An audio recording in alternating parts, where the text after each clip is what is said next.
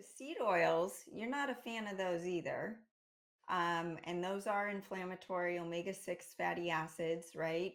And we talk about that and the linoleic acid. So the thought would be, oh, well, if you're having the omega-6s, then just have more omega-3s. It will counteract because we hear it's all about the ratio.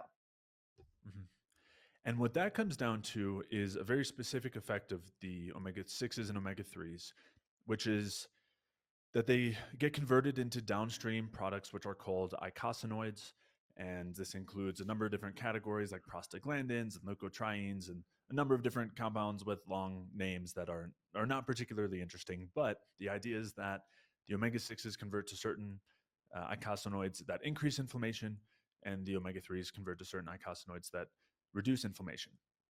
And that there are important distinctions there, and I'm sure we'll get into those, and it's worth noting them. But that is not the only effect that these fats have. They aren't just converted to these downstream products. Instead, there's a number of other things that they do. They end up being used as fuel. They end up being incorporated into the fatty structure of all of our cells. Basically, there's what's called a phospholipid bilayer uh, around the cells and inside different organelles. So in our mitochondria, where we're producing energy, there's a lot of these phospholipids, which are made up largely of fat, of lipids.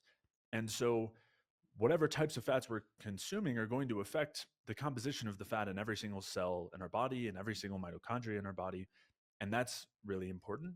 In addition to the fats that are just kind of floating around, that are getting stored as body fat, that are being used as fuel, there's a number of interactions that are happening in all of those places as well. So we can talk a bit about the eicosanoids, but I think it's actually really a very small part of the larger picture of what happens when we consume different types of fats.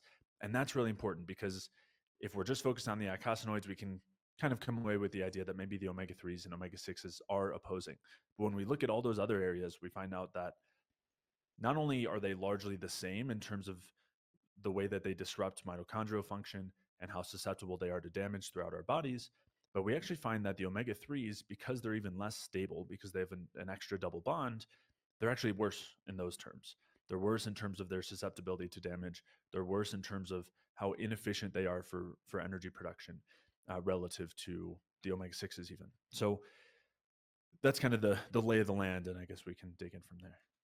Well, let's dig in. And I know, we talk a lot about oxidative stress and inflammation being the cause of disease and accelerated aging and dying. We need our cells healthy.